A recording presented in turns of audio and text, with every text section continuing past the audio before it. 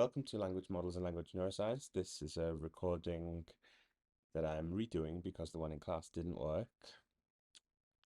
So, today we will be looking at language models and language neuroscience. This is the fourth taught lesson in this course.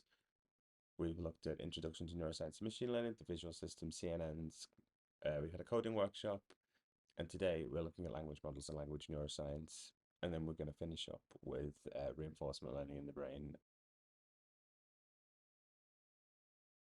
There are many types of language input streams. We have speech, we have reading, we have sign language, and we have touch with braille. These are all ways that language can be transmitted through a medium. And today we're going to focus on speech and reading. So what happens in speech? We have the sound that hits the ear, flows down the ear canal where it hits the eardrum. Draw this here. Once the sound waves hit the tympanic membrane of the eardrum then pushes these little bones, the ossicles for the malleus and the incus, and this then disturbs fluid that's in the cochlea. And inside that structure, there are nerve cells. So the vibrations of the fluid in the cochlea will then stimulate the hair cells, which are connected to neurons and nerves, and the movement of the hair cells then triggers electrical activity that goes up to primary auditory cortex. So here we see the tympanic membrane of the eardrum, which then hits the basilar membrane. So if we unfold the cochlea and we think of it as a long strip, there are actually different sensitivities to different frequencies along the unfolded basilar membrane. So we have very close to the tympanic membrane is very sensitive to high frequencies. And then as we reach the tip for the cochlear apex, this is then where the hair cells are that respond to lower frequencies. And here we can see 25 hertz, 50 hertz. This happens at the top over here. So gradually we have higher frequencies that then lead to lower frequencies. After the hair cells have become innervated and sent their electric signals up to primary auditory cortex, there are a few stops along the way. So here again we have the auditory structures, and we go through the cochlear nucleus up past the superior olive to the inferior colliculus and into the medial geniculate nucleus before finally ending up at primary visual cortex here. So if you remember from our vision lectures, we saw that information from the eyes passes through the lateral geniculate nucleus between the fovea and V1 in the back of the brain. So speech or any auditory processing would bypass a different structure in the thalamus, and that would be the medial geniculate nucleus. And here we see this interesting feature of primary auditory cortex that, like we saw in the vision section, there is a retinotopic mapping where specific areas of the eye's visual field are mapped on retinotopically, which means that there is a one-on-one relationship between the position where the light would hit the eye and also where that is reflected in the same structural layout at the back of the brain. And we also see the same thing in auditory cortex as well. So if you remember in the previous slide, we had the basilar membrane that had been flattened. And along here, we see there is a different set of sensitivities to different frequencies. That principle that we saw in vision with the retinotopy is also present in speech processing, where we call it tonotopy. So the mapping of tones. So here we see, again, something like the basilar membrane. At the very, very tip, we see very high frequency. As we go further in, we see a sensitivity to lower frequencies. So the colors on here map onto what we see in primary auditory cortex here. So basically frequencies that are close together spectrally are also mapped to adjacent areas in the primary auditory cortex. So also to link back to the vision research we did, as the eye processes, if you remember from the vision processing lecture, we saw that complex structures were made up out of responses from neurons that were collected together. So, for example, the neurons that would recognize a square are made out of neurons that respond to straight lines oriented in different ways, and the collection of those together would then give rise to recognition of seeing a square, for example. So we also see this in speech processing where as there's a sequence of sounds of different frequencies that contain different properties, these are then collected together in order to make up the components of speech. And so there's this interesting study by Skipper et al. In 2017 that revealed that, if you can present different stimuli to different subjects where some are made up of words, some are made up of non-words, then as this information, which is all treated the same until it gets to primary visual cortex, it then would flow along different avenues depending on whether the brain has detected that it's actually a component of speech or whether it's just another sound. So we can see here we have words in red and non-words in yellow. So here we have the primary auditory cortex, and we can see that the intersection between them, which is in blue, this area responds to sounds that are both words and non-words as well, which we would expect because, so early on in the auditory processing hierarchy, there is no sensitivity yet to detecting words. But we can see that there is a distinction from actual, primary part of primary auditory cortex. As we can see, there's then a binary branching between what does the brain do when it realizes that the speech components are words or they're not words as well. So we can see here in yellow, there is the part of the brain that distinctly now, if a word is being recognized, it would not process it here as well. You can see that there is a projection down to, change the color, to this area, for example, and also further around the temporal lobe. And we can also see some activity for words at the temporal poles, which has been long theorized to contain like a semantic hub where the actual meanings are put together in this hub and spoke model that we might get to a little bit later on. But essentially, what's going on here is that because we have tonotopy, there is something going on in the temporal lobe that allows us to distinguish between sounds that we recognize as words and sounds that we recognize are not words.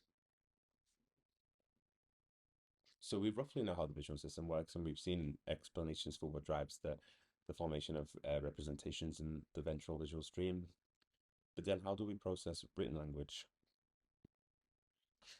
So how do we process letters? We can see there's a hierarchy here from very early visual processing stages right up to where we might recognize full words, for example. So here in the thalamus, we have the bilateral lateral geniculate nucleus, where we can see the receptive field of a retinal ganglion cell.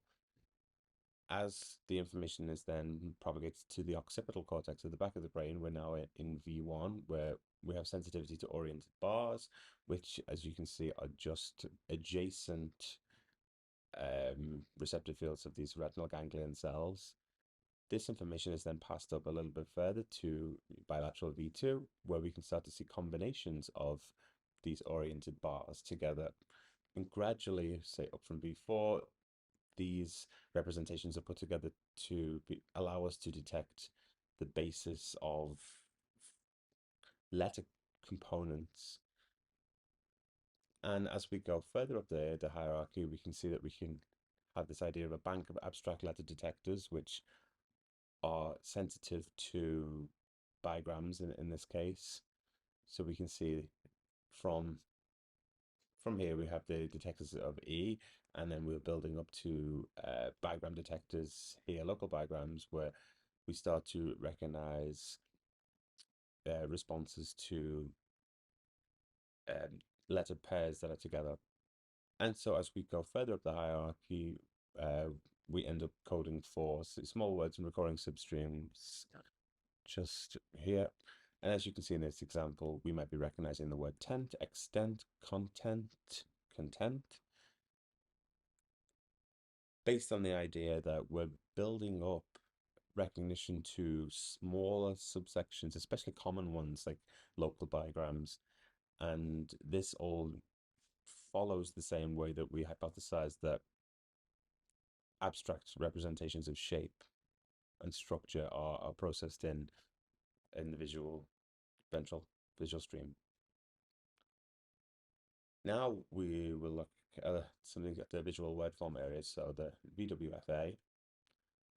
Here on the left, we can see in an fMRI study there was a response to many different types of stimuli. So we have faces here, houses, tools, letter strings, and here we have checkerboards, which is something that we know the brain responds to checkerboard kind of stimuli, and we often use it as a sort of baseline to see complex structure that isn't necessarily meaningful in a way like language or patterns that depict objects that we know are categories in the environment, things like this. So if we see here, we have a response to letter strings on the right and written sentences on the left. So as we respond to written sentences, obviously, we will be responding to all components of written sentences, and letter strings are part of that. So if we see fMRI activity for written sentences, and then we also have the responses for letter strings, and we can see that one is part of the other, then, we can make the assumption, the hypothesis that this area is coding for letter strings as part of the larger task of recognizing and processing written sentences.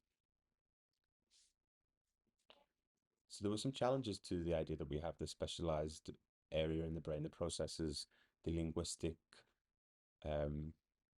content that comes in through the visual stream, and that was done when some people show that the brain, in this area of the brain, the visual word form area, also responded to line drawings of non-words. Some of the examples you see just about here, and but critically, these challenges, they didn't control for they didn't control for various factors such as the quantity of line strokes. So there was not a balanced comparison between the brain's response to line drawings and non-words versus actual component structures of lines. Then there was a study in 2011 that set out to solve this by actually revisiting some of the criticisms that were leveled at the visual word form area research, and decided that they were going to carefully balance the stimuli between the control and also the linguistic stimuli. And when they did, they found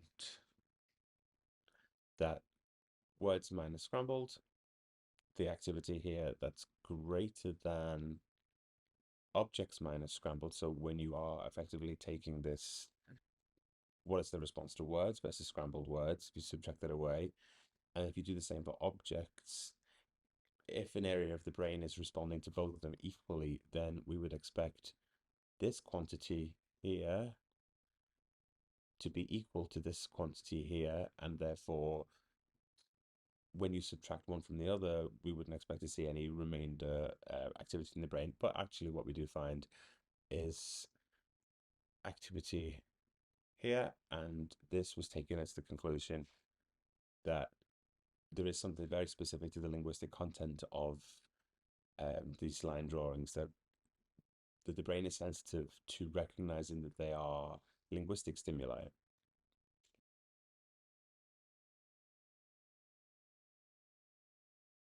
So one of the fascinating things that has been done regarding the consistency of the visual word form area is that we see it in different languages as well, not just different languages with the same written scripts, but also with, say, like the Chinese languages, which all use the same written form of the language. And we can see also in a comparison to faces we have here, um, we have response to Chinese over English, English over Chinese, and the overlap of Chinese and face responses. And if we see here, and if we zoom in here, we see this response here in green. This is where English and Chinese are responding after subtracting away all of the other conditions as well. And this then shows that this region again is responding to the linguistic stimulus both in English and when processing Chinese characters. So here is a depiction of some of the regions involved in some of the processes we've been talking about just now. So we have visual cortex at the back of the brain. As we project forward, we reach the visual word form area here, which then passes its information up to the phonemic representations in the primary visual cortex. So this is the area we were just talking about before.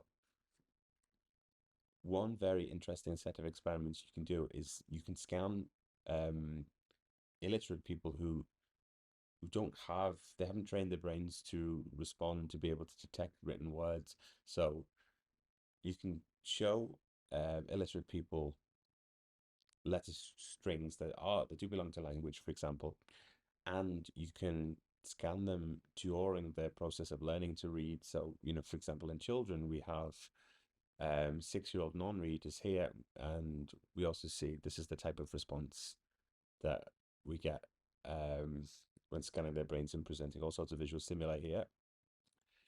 And there are some people who are 6 years old who can read as well. And here we see just looking at the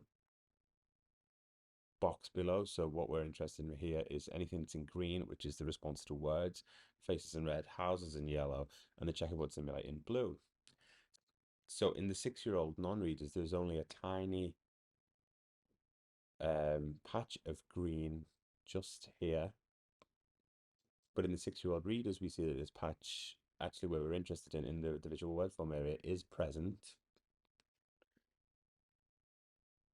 And we also see that this is present in 9-year-olds as well. So here we can see quite clearly that the distinction between being a reader or versus a non-reader means that when you are presented with words, that the visual word form area is lighting up in these fMRI responses as people have been scanned. This has also been done for adults who have learned to read as adults. And so one of the interesting things you can do here is to take a region of the brain that responds to linguistic stimuli, like we can see in these 9-year-old readers, or anyone who's learned to read will now have a visual word form area that responds to words as well.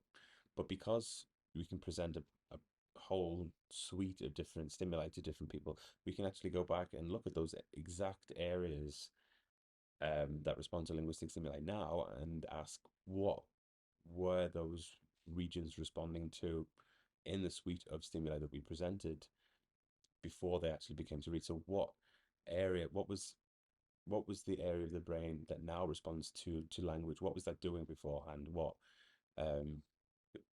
What features of visual input was that area interested in before it became a language area, for example? And this gives rise to the neural recycling hypothesis.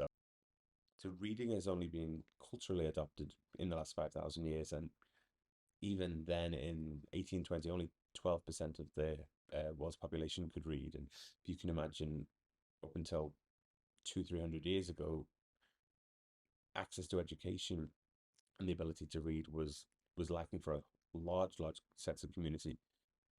Access to education in order to be able to read has only really come into the mainstream very, very recently.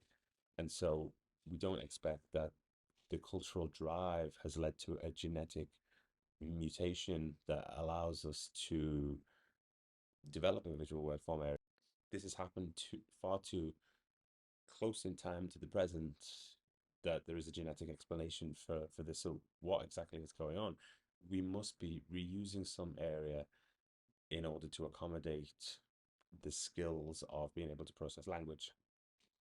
Again, so what about tonal languages? Tonal languages are languages that have a difference in semantics based on the pitch.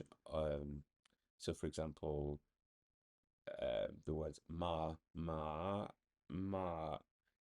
all mean something linguistically different in Mandarin because tone is a linguistically meaningful concept, whereas it's not in English. In English, tone is more of a pragmatic sense of if we want to convey surprise or a question, for example, somebody speaking with a rising intonation, this doesn't convey anything linguistically meaningful. So, as you might be aware, that language is processed for the majority of right-handed people in the left hemisphere of the brain.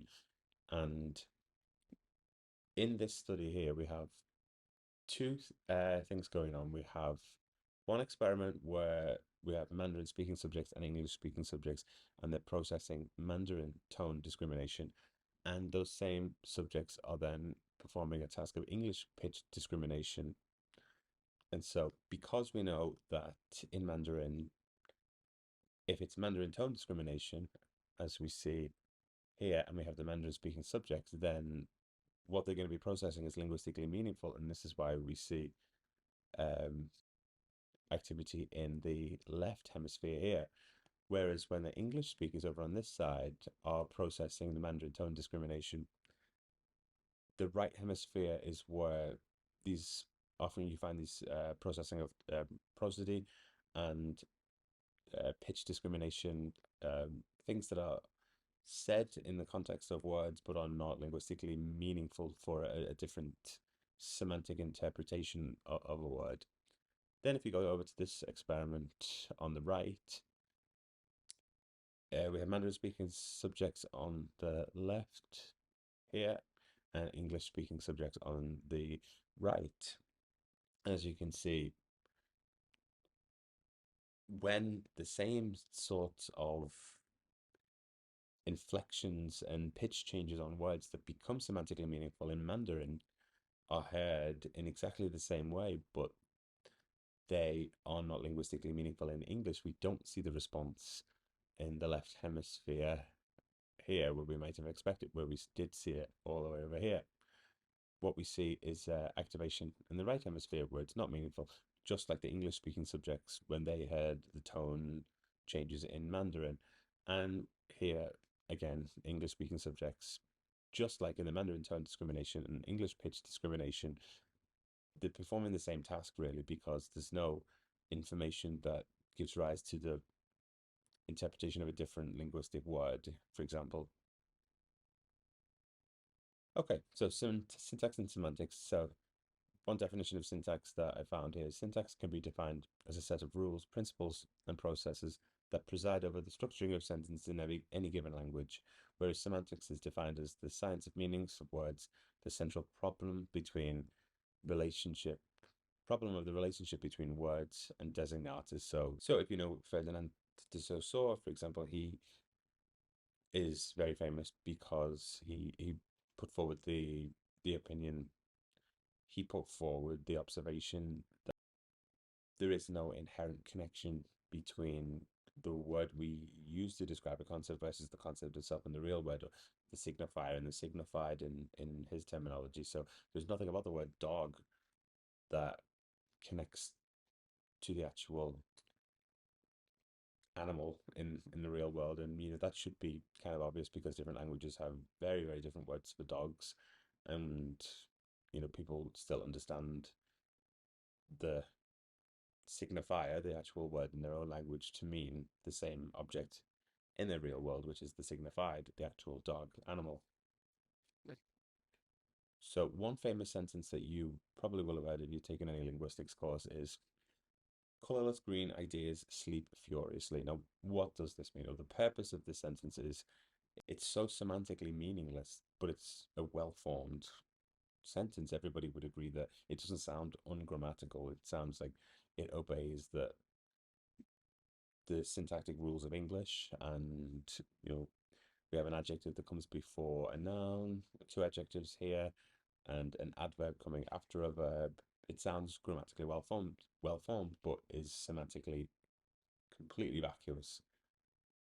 And that, because we can have that, and sentences like reading the sentence backwards, furiously asleep, ideas, green, colorless, does not obey the rules of English. We can sort of see that there's a structure here between meaning and how we can construct sentences, and this highlights the fact that you can have a syntactic sentence that doesn't have any semantic meaning, but still obeys the rules of in this case English. So in the coding workshop that we did a little while ago, we looked at the N170, which was the EEG response to faces. So after approximately 170 milliseconds after processing a face, there's a negative going EEG signal that is detectable, that doesn't appear when we scramble the same faces. So exactly the same visual information, just in a different order. It's been jumbled up.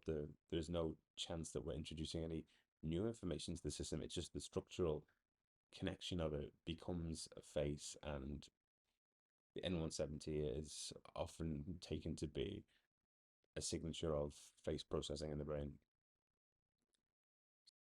So we're going to review the event-related potential, and then we're going to look at some ERPs that are quite well known in language. The N400 is one of the oldest ERPs, comes from very, very early research by Hilliard and Kutas, I believe, and by Hilliard and Kutas. And this is a net negative electric brain response when a sentence ends in an unexpected way. So, for example, in the sentence, I drink my coffee with cream and sugar, versus I drink my coffee with cream and dog. Dog is a very unexpected ending to the sentence. It flies in the face of anything that we might have predicted that the person would say, and this gives rise to a negative going signal in the brain approximately between 300 and 500 milliseconds. We're peaking around 400 milliseconds after the presentation of the stimulus that we were not expecting. We know that the N400 arises not just in language, but in language. It doesn't matter if you change the lettering, the font. For example, you could read something and then the word appears in capital letters. It's very out of place in terms of the visual context that the word is in. This does not trigger an N400 response. It's connected to the semantic unexpectedness of the stimulus. We see that it occurs in spoken comprehension, reading, also in sign language as well. So it's not connected to any specific modality. It's to do primarily with surprise and the lack of the ability of being able to predict that someone was going to actually say one of these sentences. And this is related to a concept called the closed probability. So in a closed probability task, you can give a sentence fragment and then a gap, and you can give this to 100 people, for example, and you can ask them to list 5 ways that you might finish this sentence off in a way that they would expect, and then words that are very highly ranked and very common among this population they have a very high close probability. So here we see close probability, the percentage of people who would continue a sentence fragment with a specific word. We know that the N400 is directly correlated with the close probability. So the more unlikely a word is, the larger the magnitude of the N400 response, and conversely, the more suitable a word is in a context, the lower the magnitude of the ERP we will see. But there are also many other observations that have come out in the 40 years that we've known about the N400. And yeah, as sentences unfold, there's our potential continuances.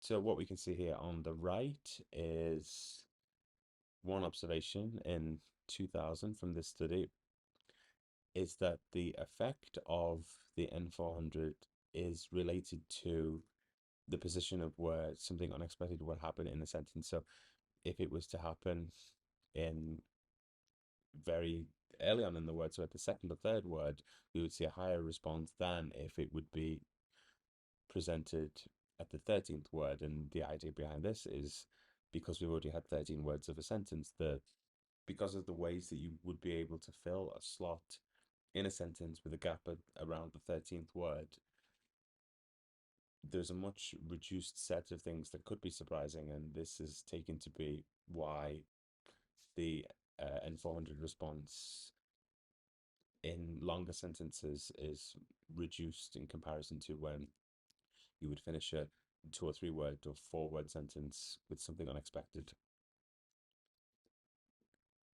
And also, there is a connection to individual conceptual knowledge.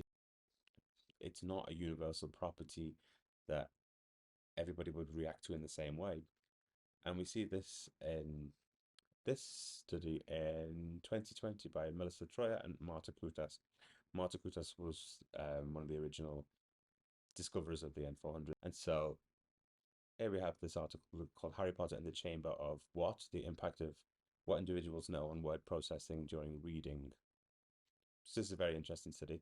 And so what happened in this is a set of people who were varyingly experts at Harry Potter were all given a set of control sentences and Harry Potter sentences.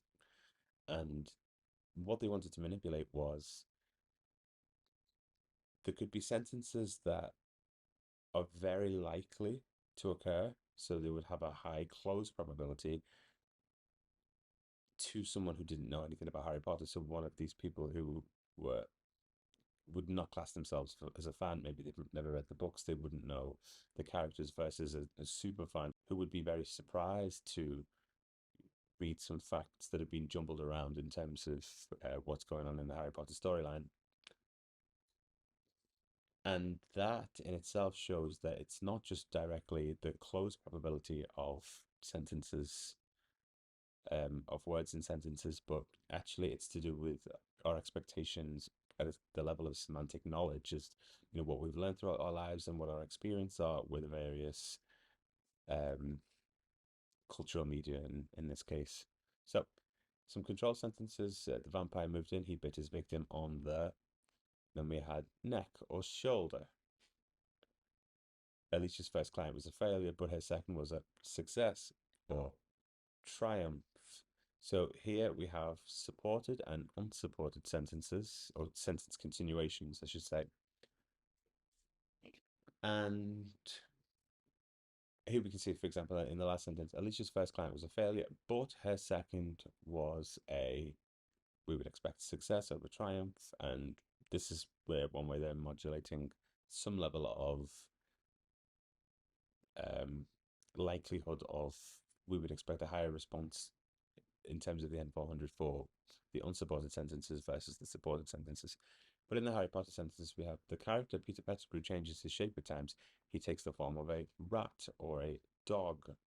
Anyone who knows the storyline would know that, because obviously, even if you didn't, in this case, we can see it's in the supported column. So the connection between Peter Pettigrew takes the form of a rat and not a dog. And in the second sentence, there are 2 beaters on every Quidditch team. Their job is to protect the team from bludgers or speller tape. If you're not a fan, maybe you might believe that speller tape is a thing. I don't know. But if you do have the strong knowledge of Harry Potter, you would know that speller tape is not mentioned in any of those, is not mentioned in any of the books or the films. So this would then be very unexpected from a superfan's perspective, but could easily be likely in terms of someone who doesn't have any connection to know about Harry Potter. So what did they find? Here we have the Harry Potter knowledge score ranging from lowest to highest. The lowest score we see in red here, and we can see the N400 effect is very, very low. And here we can see that the N400 effect is very low, which is what we would expect. Because they have a very low Harry Potter score, Harry Potter knowledge score, this means that the peculiarities that are not consistent with the books or the films, a person with a low Harry Potter knowledge score would not know that anything was out of the ordinary. Things are potentially valid in terms of spell tape, in terms of Peter Pettigrew being a dog, for example. But then as you increase the knowledge, so that here we have that there are 5 people who were average Harry Potter fan versus 11 people who would score in the 6 or 7, and then we have the super fans 8 and 10, of which there are 10. As you can see, as your Harry Potter score goes up, you have more of a sensitivity to the unsupported sentences, the sentence continuations, over the supported ones that we saw on the previous slide here. So that shows that it's not just about language statistics themselves. There's a strong connection to personal experience and what you have internalized as your semantically believable model of the world, and how that interacts with things. Which means it's not just about language. I mean, you can also imagine that if something sounds very, very unusual to one person, but that thing is actually done in another part of the world, in that other part of the world, if you said that thing and it wouldn't be unusual, you wouldn't expect a strong N400 because of this connection to subjective familiarity with different concepts. You wouldn't expect a different response for something that is common to you and not to another person. Here we have the P600. The P600 is typically described as a syntactically modulated effect, and there's a lot of evidence to show that, but some recent evidence, or maybe not so recent now, but has suggested that it's not purely a syntactic marker, that there are issues to do with the thematic role structure in syntactic construction of phrases that can modulate the P600.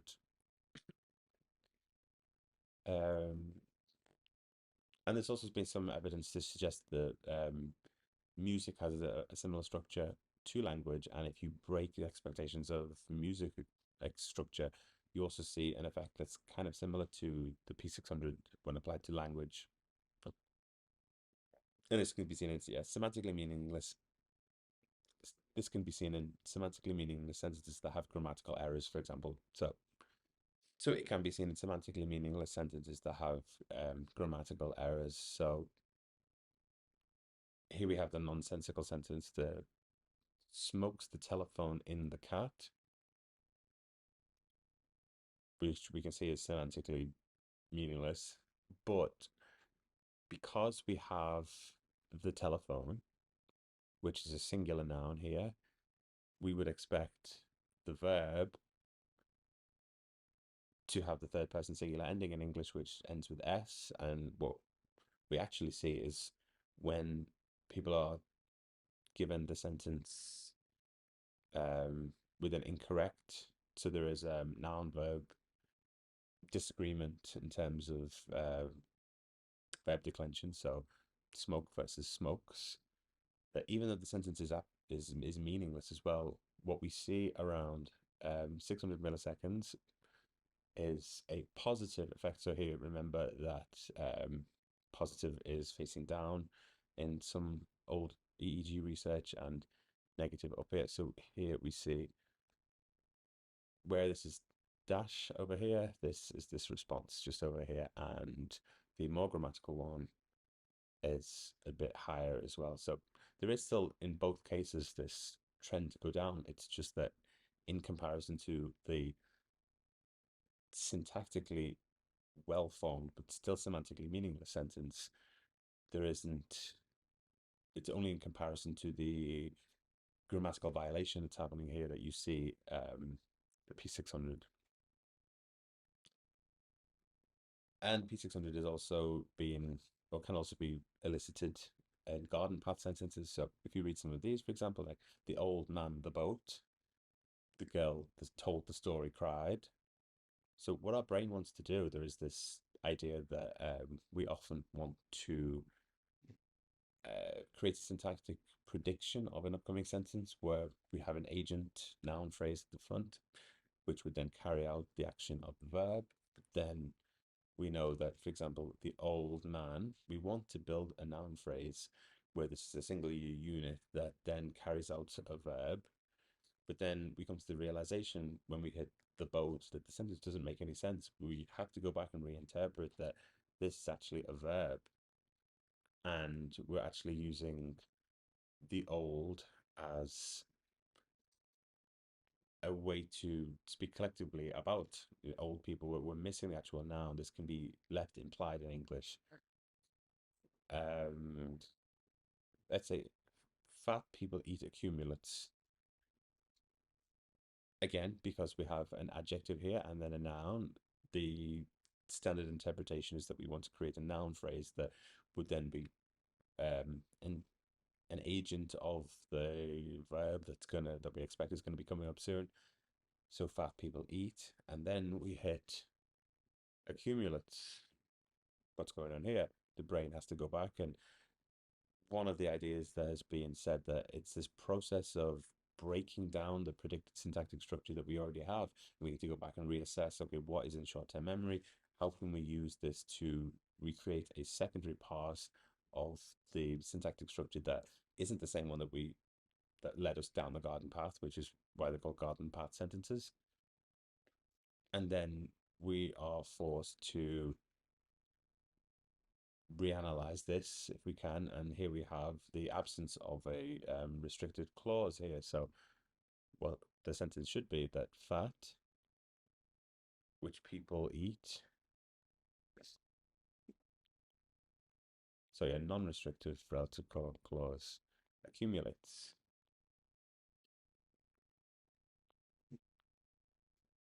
And so this is typical for like media headlines, news, where you can leave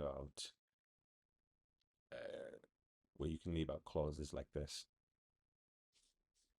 And probably the most famous garden path sentence is the horse raced down the barn, fell.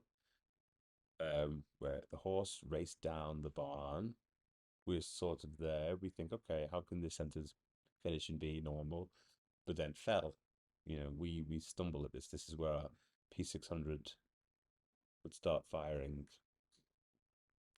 And so basically what's going on here, it's the horse which was raced down the barn, fell. Another ERP that's connected to syntactic structure is what's called the left anterior negativity, or as well as the early left anterior negativity. Um, First discovered in experiments by Angela Federici. We see that many the neuro-linguistic models of the sentence processing would say that syntax is the first level of structure of linguistic information building in the brain, and then we would sort of have a set of slots that are built around syntactic rules, and then the semantic information then fills them in afterwards and gives actual concrete meaning to something abstract and like a syntactic parse uh, without any actual words in. So this has actually been shown to occur very early on, within 100 to 200 milliseconds after a syntactic violation.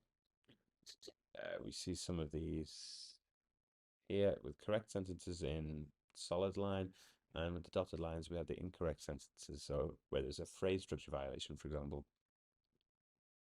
And we can see here this peak is what is interpreted as the elan. And here we have different electrode sites. So there's a standardized set of electrode locations in the brain. F frontal, P for parietal, Z for central, and yeah, different numbers, odd, even, to represent different hemispheres of the brain. So in 2012, there was this criticism of the elan that I thought was interesting, that basically what they said was, we hypothesized that the syntactic violations in auditory studies always elicit sustained negativities and no local ELAN responses. And the reason they explained this is they say that it's likely due to a concurrent P600 effect that's cancelling out the late part of the negativity. So this is difficult. When you can only take the electrical response from the brain in EEG research, for example, component overlap. And so even though you might be recording something that shows as a peak in a specific set of conditions, it could be that something else is going on. Perhaps later, that there's, say, what the idea is here is that there is a sustained negativity, but the positive part of the P600 in the reanalysis later would then drive this effect up to show more of a phasic transient response at a specific interval, when that's actually not the case as claimed in this this paper.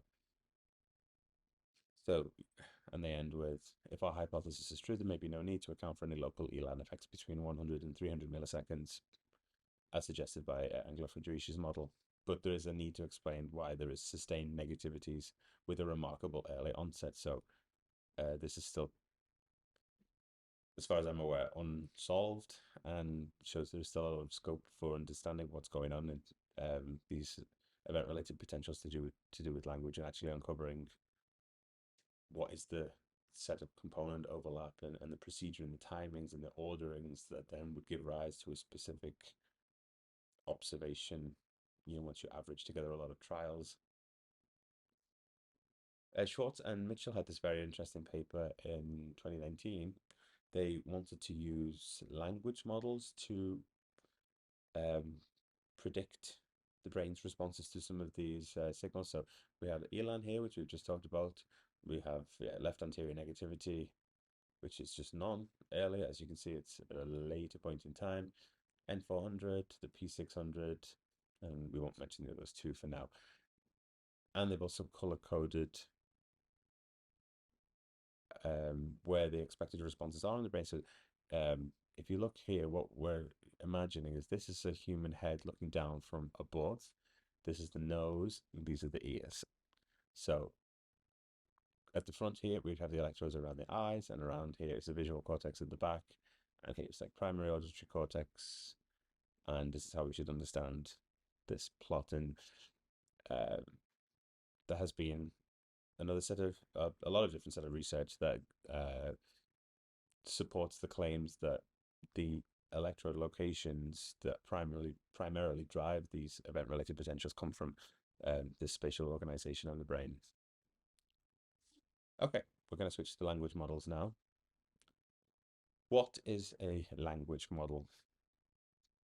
I think that this used to be a question that was more easily answerable. You were more likely to expect a reasonable answer. I think that nowadays, with people arriving in the days of large language models, of ChatGPT, of GPT-4, speaking of a language model, it's this huge, giant monstrosity of a system that takes weeks to train on thousands of GPU hours, millions of pounds or dollars to train.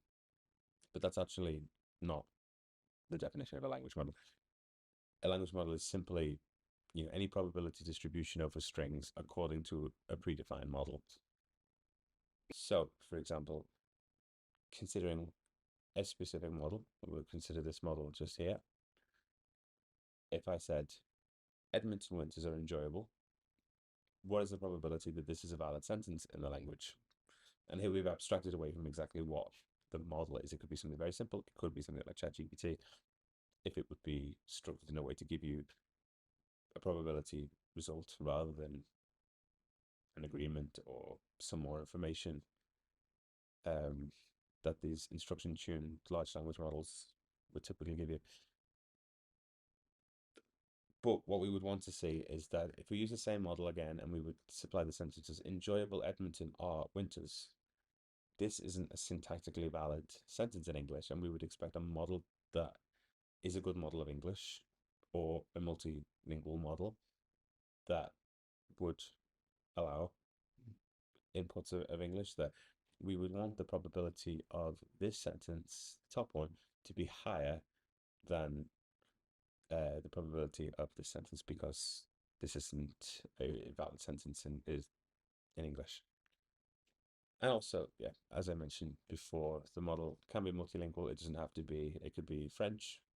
There's the French version of, yeah, Edmonton winters are enjoyable.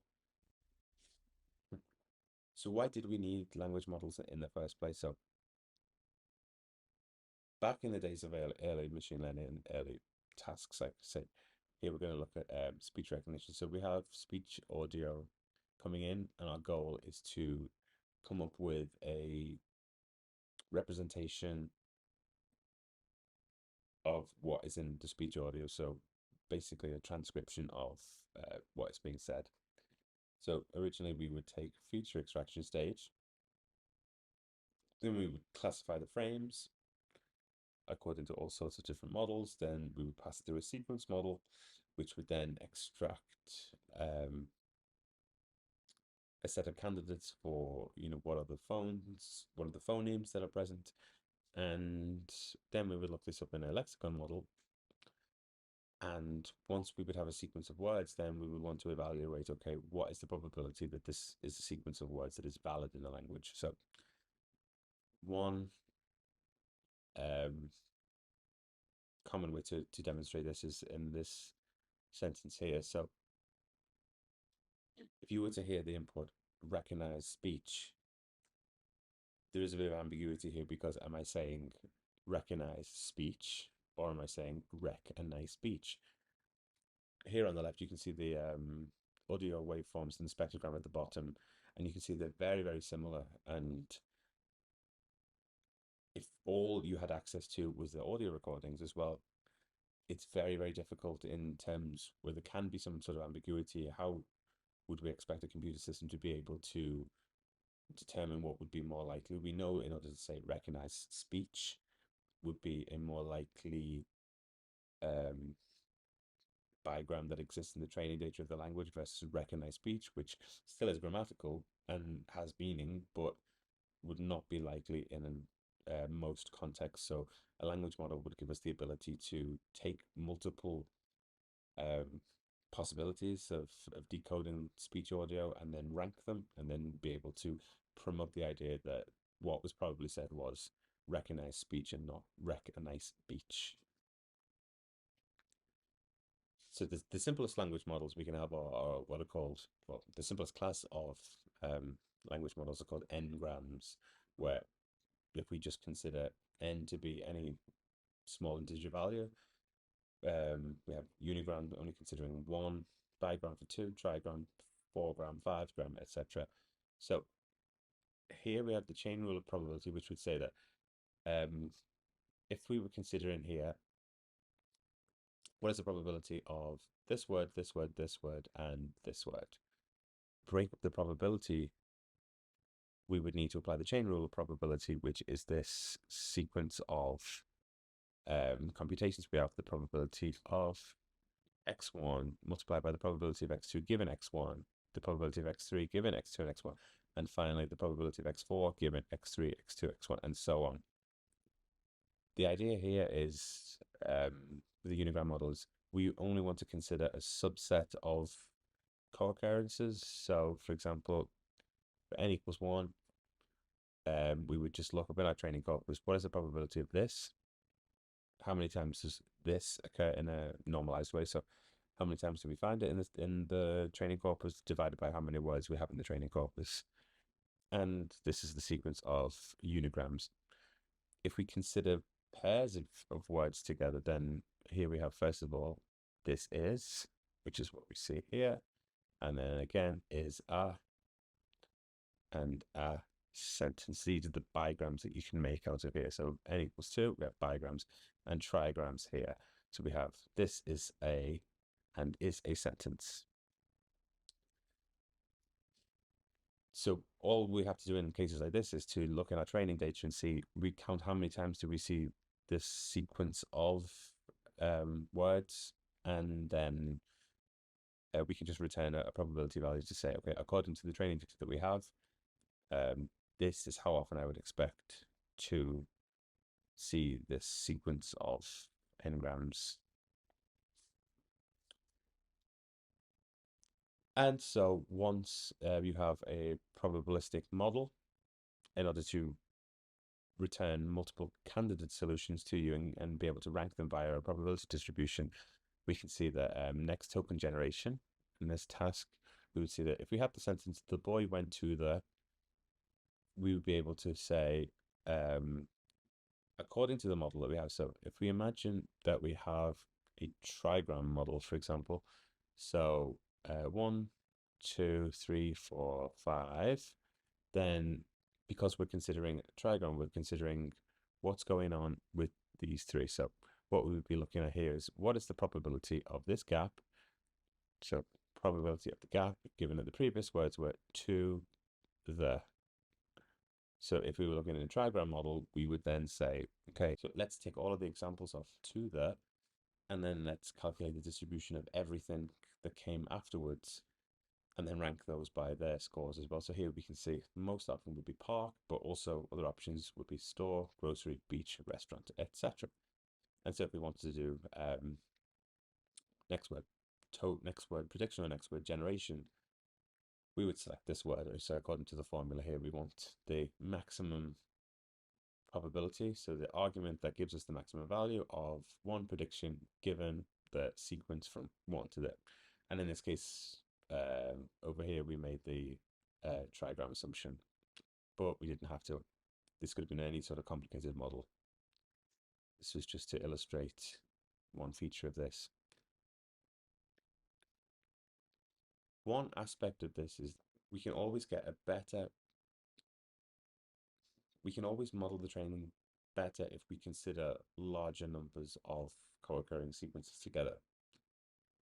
But the trouble is, if you only have a limited corpus, then you quickly run out of things to say. So, for example, if we train a unigram, bigram, trigram, and fourgram on the works of Shakespeare, for example, here we can see in this top one, here we have the unigram response. So you start off by randomly selecting a word, and then you ask the unigram model to continue to generate next tokens, and you end up with something pretty much like nonsense. So to him swallowed confess here both, which of safe on trail for a device road life have. Hill he late speaks, or more to leg, lest first you enter. This doesn't make any sense, but as we move to bigrams, we start to see, okay, we're going to find pairs that occur together. So we're often going to find that there will be sequences that sound very natural together, but as you break away from the bigram relation, they're going to become more and more unusual. So here we see, why dost stand forth? Why dost stand forth thy canopy forsooth? He is this palpable king, the king. He is this palpable hit, the King Henry, live king, follow. What means, sir, I confess she. So here we can see that the language flows a little bit better, but it's still essentially meaningless. If we go to trigrams, we have fly and will rid me of this news price. Therefore the sadness of parting, as they say, 'tis done. This sounds like it very much could be Shakespeare. And so there is a level to this where we can keep going on. So if we look at the foreground next, we say King Henry, what I will go seek the traitor Gloucester, exeunt some of the watch, a great banquet served in. It cannot be but so. What is actually going on here is basically the model is learning to just quote the training data again. There is no ability to generalize or learn anything useful from this. So although the unigram model spouts out nonsense, once the unigram level gets higher, then you start to see that we're just regurgitating what we found in the training data, and it's not really clear, what would be the best version in between, depending on tasks. So some of the issues with n-gram models are that if you have unknown words, the probability is necessarily 0. That's not a desirable haste to bump into. Also with spelling mistakes as well, people on the internet might be the best spellers for any number of reasons, and we wouldn't want a model to instantly say, I don't recognize this word and the probability of this is 0. purely because of a spelling mistake. Also, if we're only considering the small context around a word, then there are cases where we have long distance dependencies. So, for example, in one paragraph, we might talk about one um, character in a story or in a narrative, and then that might be referenced in the next paragraph. If we don't model this with a long enough context, then we lose the ability to make coherent understanding for perhaps something that's going on in this paragraph is now much more likely than we would consider if we had access to the antecedent in a previous paragraph, for example. Also with synonyms as well, it's if you can take two synonyms to two words that mean basically the same thing, we should expect that one should be as common as the other. But we don't find that. We're actually restricted to only looking at the specific individual words and not the link between synonyms. And also data sparsity is also an issue. So this is why it's advantageous to have dense representation. So rather than just dealing with corpus counts like traditionally was the case, it's good to be able to represent language in a vector form in a dense representation. So traditionally, what you might have is you might define a vocabulary of say 50,000 words for English, which was common, and you might model a document or a sentence, for example, for each word we would have a sparse vector equal to the dimensionality of the vocabulary with a 1 in the position in the index that would specify which specific word in the vocabulary was at that position in the sentence. And so, with giant vocabularies, as we can see here, it's like, 30,000 plus. There's a lot of storage implications, and, there's a lot of information. There's a lot of computation being used up to deal with these sparse vectors that isn't necessary. Whereas if we have a dense representation, we can say, pack everything into a 784 dimensional vector and use this as our representation for linguistic stimulus. And so, there are a few different ways to do this. You can do this with co-occurrence statistics, or matrix factorization methods, or neural network methods. So, the latter two gave rise to some very influential word embedding techniques that we're going to look at now. So, J. Arthur, back in 1957, is famous for saying, "You will know a word by the company it keeps." And this is often regurgitated in neural network models of vector space representations of word embeddings, and we say that a word's meaning is not defined by any symbolic mapping in some internal dictionary that we have, where we know that a clock means this thing on the wall, for example, but basically that meaning itself comes from the position of when you would use one word in the environment of other words. So the meaning of a word arises as a function of its environment, for example. And this is what we can see in co-occurrence matrices. So according to the distributional hypothesis, this idea that you will know a word by the company it keeps is known as the distributional hypothesis. And here we have the 2008 study by Tom Mitchell's group. And so we can think about in terms of word co-occurrences with common words, and not necessarily as helpful as more rare words.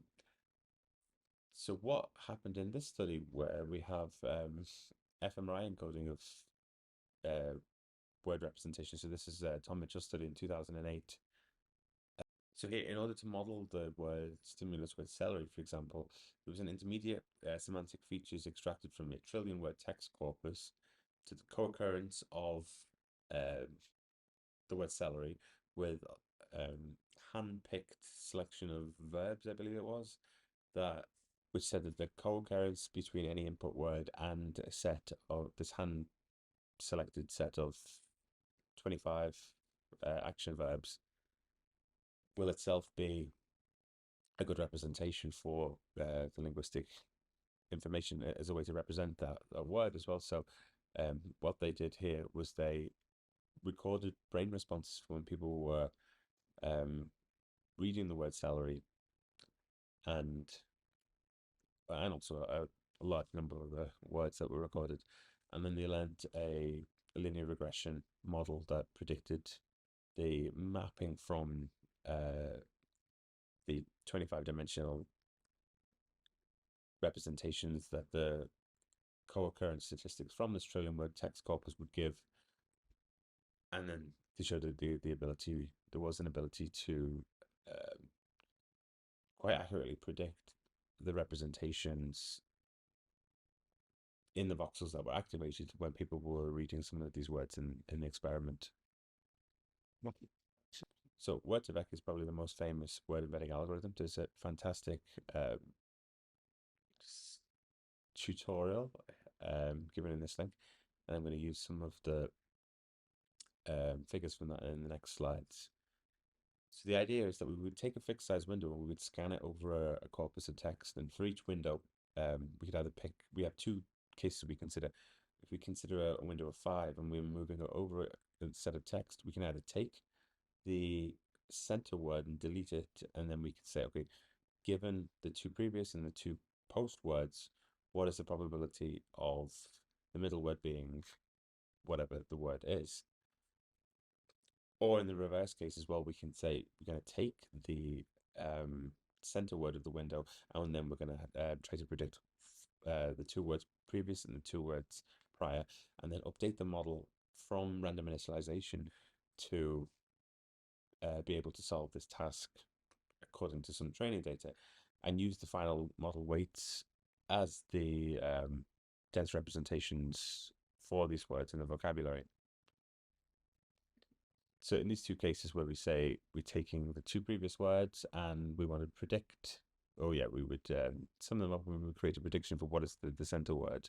This is the continuous bag of words model. And the other variant that I talked about where we would have an input word and we'd want to predict what are the other words in the environment. This is called the skipgram implementation of Word2Vec. So in the continuous bag of words examples we see here, we have Jay was hit by a blank bus in. And we know here that the center word was red. So what we can start to do is okay, we're going to try and move through the corpus and create a set of training data in order to train our algorithm. So buy a red bus in, and here's the skipgram version where we have one input word red, which was the word that was missing before, but we did have buy a bus in. And these are the words that are going to be predicted by the skipgram model. So, thou shalt not make a machine in the likeness of a human mind. This is a famous quote by Isaac Asimov. And we can start to build our training data set with input words and target words as well. So, considering skipgram, we would start with thou shalt not make a, and then we highlight it here. And because we're doing skipgram, the input word that we would have would be not, and we need to predict thou shalt make a. So input word here is not, and our target words, this should be predicted every time we see not coming into this implementation of the model. This would be the case. Then we shift over the window to shall not make a machine. So now make is the central word of this window. And then we would start to add 4 of these make, where make needs to predict shalt not a machine, which is what we see here. And then we continue to do this until we built up quite a large set of training data. So whenever we see these central words, we want the model to be a good predictor of the words that appear in its context. So using one word, we want to be able to have the model say that there's a high probability that it would predict the words in its surrounding context to be what we actually find in the training data. So yeah, the untrained model, we have a task of predicting the neighboring word based on our data set after our shifting the window through. And yeah, so we begin by looking up embeddings and calculate the prediction, and then we project to the output vocabulary. So here we have not. So if we look over here, back in our training data, when we have not, we would want the model to start predicting words like thou shalt make a. But actually, what's going on in the untrained model is, it could be anything. In the untrained model, we're predicting the word taco with 40% probability here. And so this is actually not what we want to do. So what we have here, we have the target and we have the model prediction. And because the model has got this wrong, we need to have an error signal to update that it's more likely for thou to be the correct prediction and to not predict taco again. So from this, we have our error, which says, for each of these, we need to decrease the probability for taco by minus 0.14 and also increase the correct word by 0.999. So as we do this, we update the model parameters, and eventually we get to a point where the model is trained and we can use the dense representations learned to be actual useful dense embeddings in order to do linguistic tasks where we're not confined to a specific vocabulary, and some of the issues with sparse models have been avoided. One feature of Word2Vec is that you can use different window sizes. So one early result that was found out was that if you use the smaller window size, then basically the embeddings or the lexical embeddings that you would have for words were more similar for words that are more interchangeable. But as you increase the context, there is more of a semantic coherence between a prediction of, using all of these words. They all exist more in the same context, and that means that they're all trained to be more alike. So the representations sort of coalesce around more semantically meaningful. Whereas when you have just a smaller window size, it literally only has access to the immediately adjacent words in the sentence. So yeah, the idea is that larger contexts contain more of a semantic domain to influence target words meaning. And one interesting thing that arose out of this is also the author of Word2Vec is Tomasz Mikolov, and he was doing an internship at Google at the time when he first discovered that you could use these geometric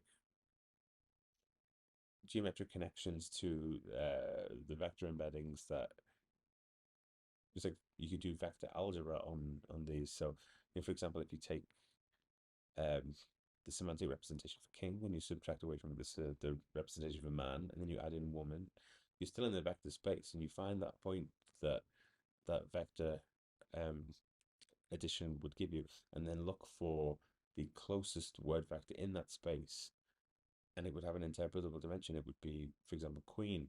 And this wasn't just a unique one-off case. This was found time and again, and every time where you could imagine along a specific direction, there would be an interpretable semantic dimension, and you were able to split one complex component into subparts and then subtract away. You would often find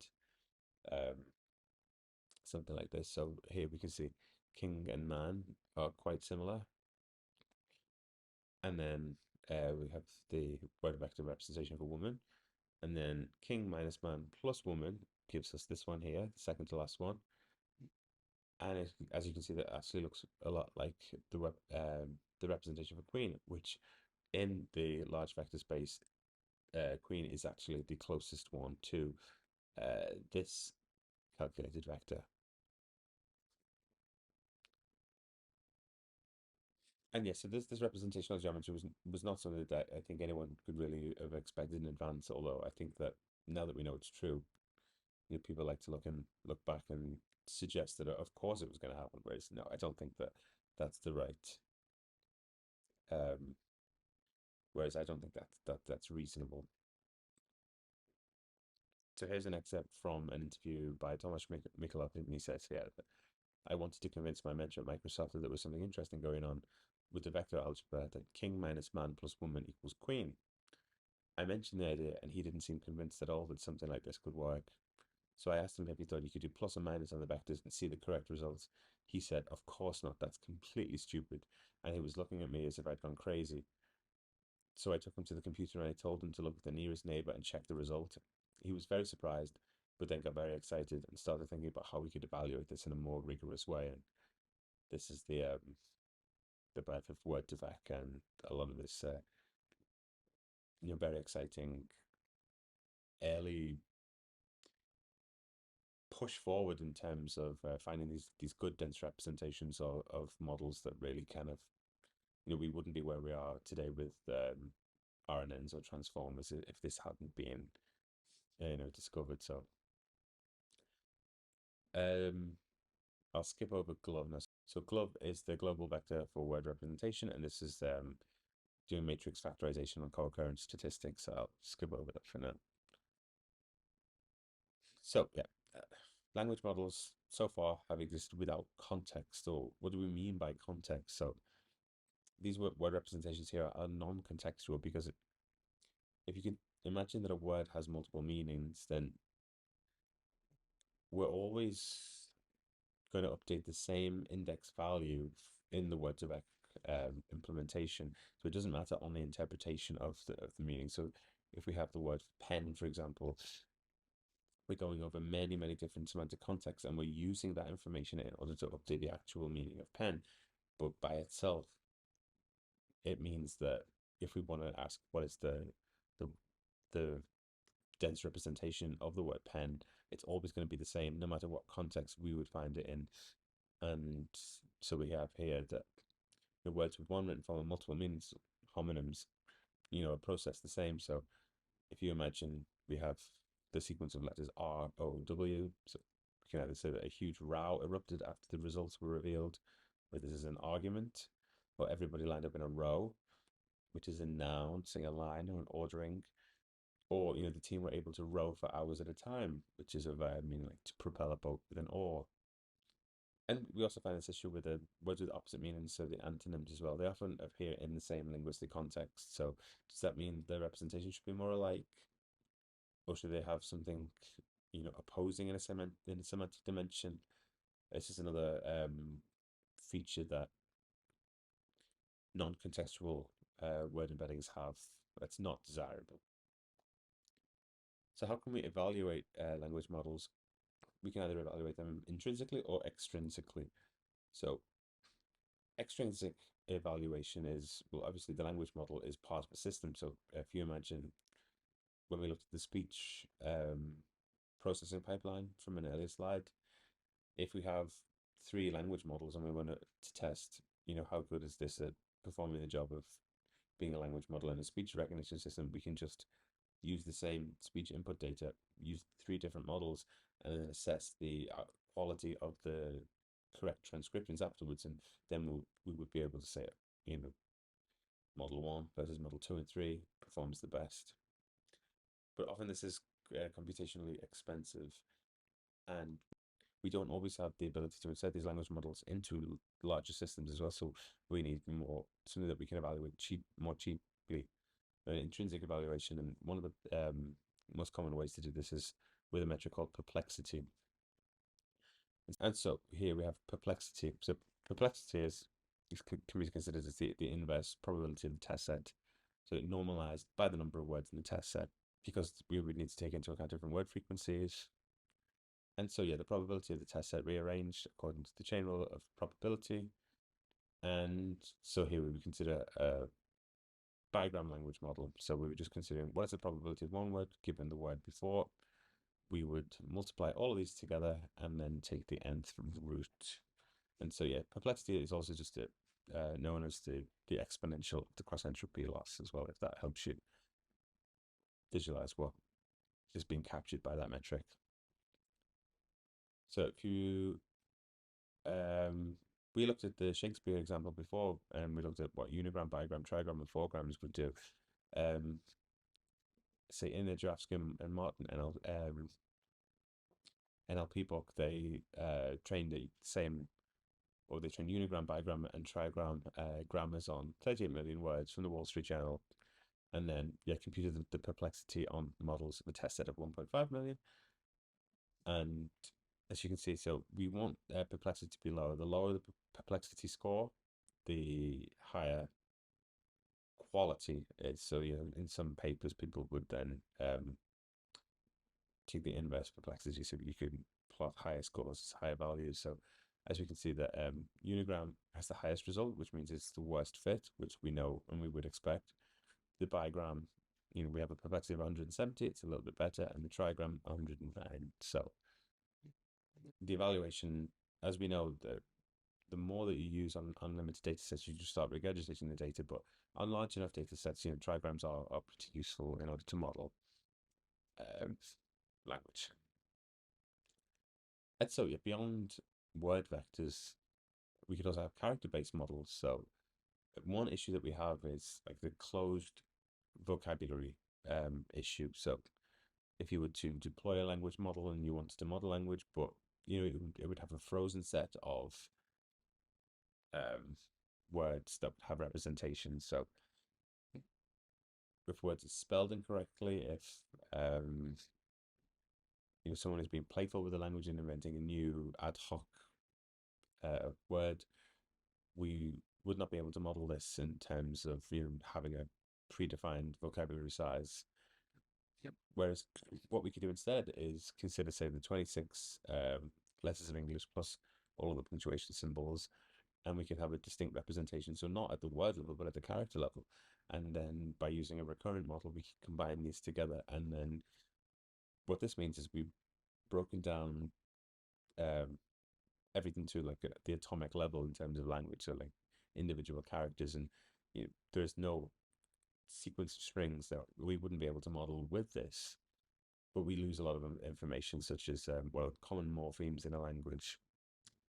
And so what could exist between character-based and word-based? And we've kind of coalesced on this idea that sub-word tokenization is the most efficient compromise in terms of being able to capture what are common morphemes together, and common, not just morphemes that are, say, in traditional linguistics, but just common sequences of letters that do occur together. So, for example, in the word unrelated, we have unrelated. These two do happen to be, grammatical and have a function, but also in words like, say, relation, relative, it would also be the case that these that this would be a potentially useful subword. And then also at the sentence level, or at the phrase level, how should we represent sentences? Should we concatenate vectors, or should we have a sentence embedding? And there are various different considerations for this. So if you wanted to model various potential sentences that have different number of words, then concatenation wouldn't work because you wouldn't be able to compare the representations directly. But with a sentence embedding of it, where each word has a specific dimensionality, then you could be able to deal with sentences of different lengths by just considering an average here. So this is what we have.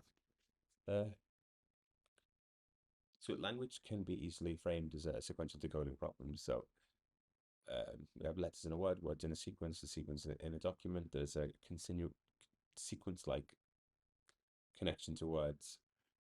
And we can also see these in various kind of modeling cases, like we have many to one, which we consider as like a classification. So we can take the individual words in an email and classify whether it's spam or not. In one to many, we can consider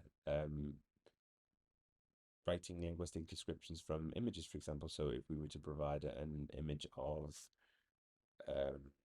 dog being walked on the beach, for example, we would input one image and we would expect a sequence of a linguistic description describing what's going on in that image.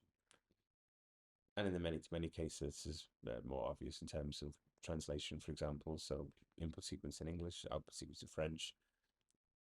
And also we can see this as many-to-many as being a case of we don't always output a token at the same time as any input sequence. What I mean here is that we can iteratively build up a representation of the inputs, and then at a specific point, perhaps once we finish the sequence, we can hopefully see that everything is in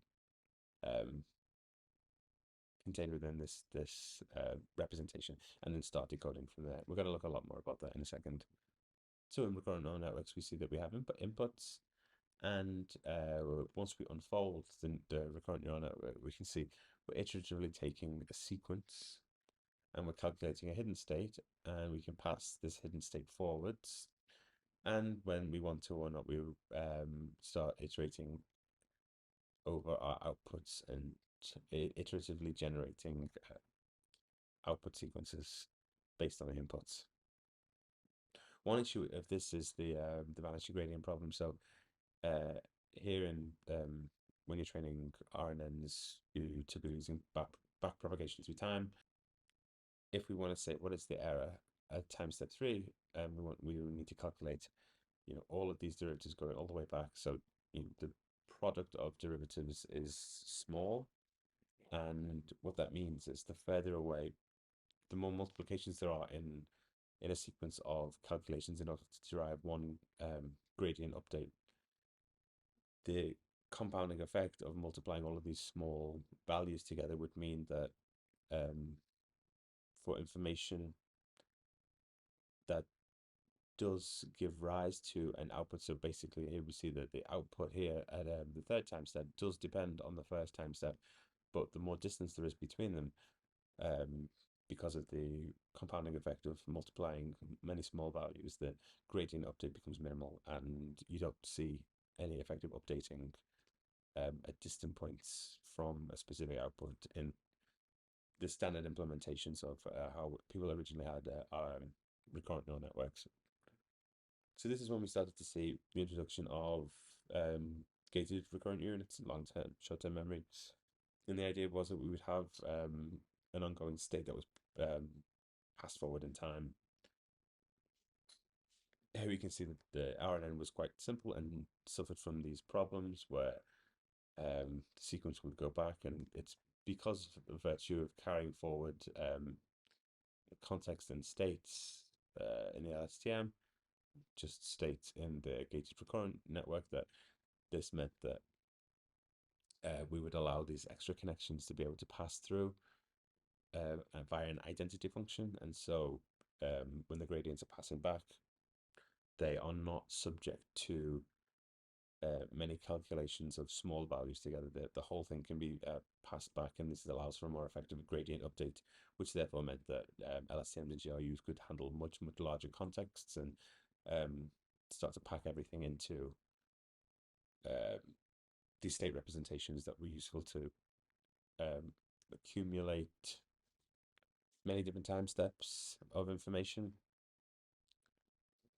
So we also have this issue called the bottleneck problem. The bottleneck problem means that if we try to build everything into a specific dimensional state representation of a recurrent neural network, then if we start to try and decode from that, then the more information we try to pack in, the more there's going to be competition for, fighting for representation.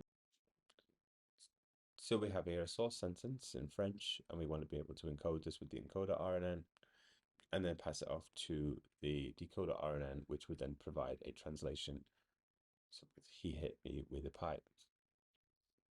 And so yeah, the bottleneck problem is that the full representation to be encoded, it needs to be well represented, and there needs to be enough capacity for this. But if you have a fixed size dimension for the state vector that you're passing along in an RNN, this means that you have a necessary limit on the ability for what information, or to what extent of the complexity of that information you can encode in that final state representation. And if you have context lengths that differ among tasks, it just becomes impossible to correctly predict and make sure that all of the information is being correctly passed between the encoder and the decoder. If we don't actually need to iteratively pack everything into a bottleneck vector, then it gets passed to the RNN. And this is where the idea first came in for attention. So I think a lot of people falsely believe that attention came around specifically in transformers, probably because the attention is all you need paper was the first transformer paper. But actually the idea of attention came in order to solve the bottleneck problem in RNNs first. And basically it's to solve the RNN, the bottleneck problem, because we're not going to pack everything in to a single state vector and then pass this to the decoder RNN. When it comes to decoding at each time step in the RNN, we're going to take a linear combination of the states. So there would be a network that learns the weighting of the outputs from the individual steps. So this would be better demonstrated here. So, for example, if we have I am a student and je suis étudiant, then what would happen is typically there would be an attention vector here, and all of the information in an original RNN would be packed into here. So I am a student, representation for this, and but what we actually find here is when we are doing the decoding, the attention vector looks at a context vector which says, okay, at this point here, when we're looking at J, then the learned weight is gonna look over the representations of what's happening in the input, and because it's going to learn how to put the correct linear combination weights onto the individual inputs, then we can see that because we would want the highest representation for J to be I, so that's what we see here. So the learned attention weight would be 0.5 times the output for what we had for I, and then less so for the others. And then obviously when we would get to decoding, say étudiant, then the context vector would have learned weights that would give a much higher representation for this one. So each time step, you're taking a different linear combination of the output states of the encoder RNN, and this has the effect of upweighting and downweighting the different representational information in each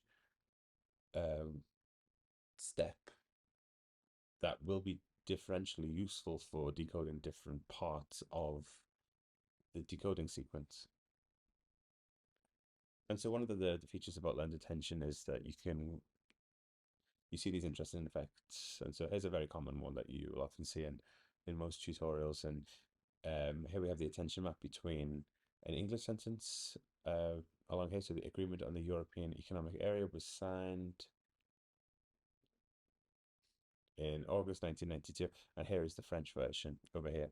So typically, because the order of French and English follows a very, very similar pattern, with the exception of noun adjective ordering. So, because the flow of, say, subject, verb, object, we expect to see a strong diagonal here. But then when we get to this interesting part with, say, the European Economic Area, then the order of this noun phrase in French is different. So we have zone économique européenne, and here we have, say, so zone, area, it's flipped around, and this is what you see here. So when we actually get to, let's say we're decoding the French sentence and we're translating into English. Oh no, so let's say that we're taking the English sentence and we're translating into French. Then once we have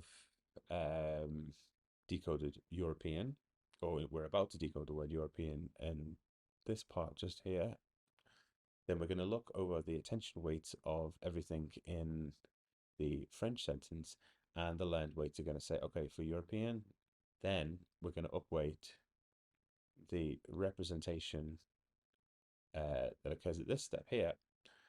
And because of this shift, then we're going to go backwards, and this leads to this off diagonal pattern here. So it shows that learning the attention weights can pick up on necessary features that are necessary to model translation.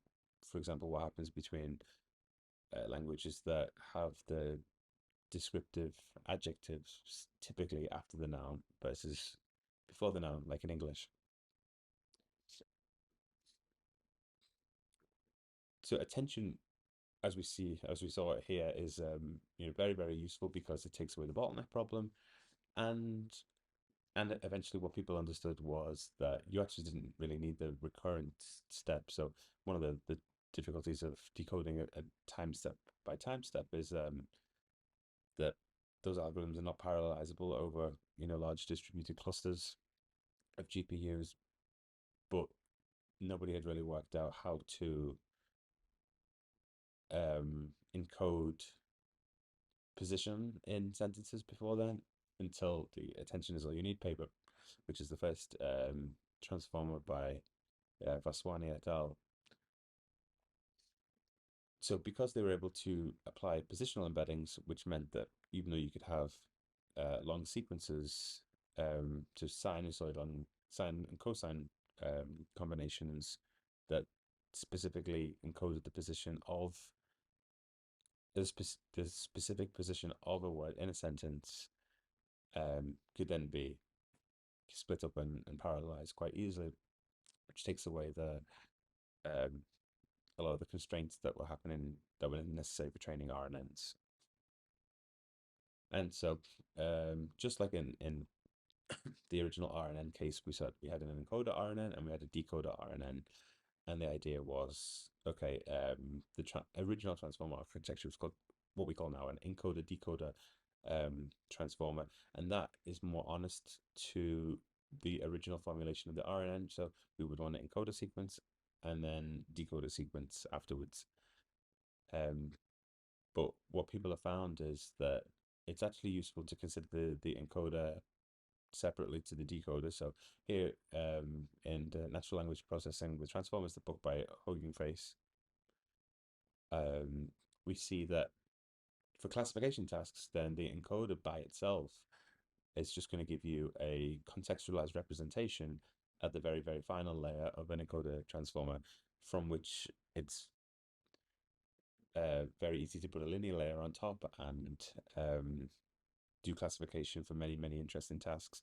And also for sequence generation tasks, the people had found that the decoder models were also very, very good for this. So the decoder models are also called causal models or autoregressive models, and the encoder models are things you see like BERT models as well, but that create good contextualized representations based on many inputs. It's not, you're not dealing with sequence generation tasks or things like this. But also there are also many other models that are stay more honest to the original formulation and have an encoder decoder. So like, yeah, probably one of the most famous is T5 or BART and Big Bird here. So yeah, as I mentioned, this is the main figure in Vaswani et al. That describes the structure of the transformer. So as we said before, this is both considering the RNN and the encoder and the decoder versions as well. So BERT is a prototypical example of an encoder form of the transformer, while GPT is the whole family of GPT models is the decoder form. And this is the encoder section, and this is the decoder section. So we're able to find that we actually can split them up, and they can work pretty well doing their own set of tasks, but also together in terms of having an encoder and a decoder version, like we see in the T5 model. So here's an interesting question. LLMs and brain responses. What we saw in the vision section of vision neuroscience section is that there was a lot of research done that could show that the representations of basic vision models like CNNs, ResNets, and models like this, they could map onto representations from the ventral visual stream in monkeys. And we saw that as models got better at their tasks, the predictivity of brain responses was also increased. And now we're ready to ask the question of, is this the case for language? And we will see in the upcoming paper presentations that yes. And the answer will be given in the upcoming paper presentations that students will do. But I'll just go into a few details here of yeah, we do know that this is the case. So here is a very interesting study by Fyshe and King 2022, where they took both fMRI data and magnetoencephalography data, and they looked at the representations and how they mapped on to the brain at various time points. So what they did first was they trained a visual CNN on, so it wasn't actual linguistic inputs as text, it was using a vision model on like the printed form as images of words and tried to find how those representations mapped onto the brain at what specific time, and they found that around 100 milliseconds you could see activity at the back of the brain here. So for fMRI, there are so many more voxels that you're going to find something quite specific here, whereas you have many fewer sensors in a Meg helmet as well, which means that the signal is quite blurred, so it looks a bit stronger here than in the fMRI. And you would only going to find, but you only find this a visual response at the back of the brain at about the same time when we expect activity to be forming in the visual waveform area, which we saw at the beginning of this lecture. They also took the bottom layer of the transformer architecture, so the input embedding, which is the non-contextual word embedding layer, and they map this onto the brain. And we can see here that there is a lot of recovery of the language system in terms of, say, primary auditory cortex and frontal gyrus, and in the MEG data, broad coverage over the left hemisphere. This is the lateral surface, and this is the medial surface. And then what they found with the actual output of transformer layers, so ones that are able to make contextual representations of their input as well, that the actual ability of a model to take into account its context and build up a complicated representation specifically based on the differing inputs, that this led to a much higher correlation at a later time period as well. I believe most of this was after 1 second of activity. As we can see here, we're up to a 0.09 correlation score, but broad coverage over the MEG signal, and a lot of what we would expect to see in the language areas in fMRI.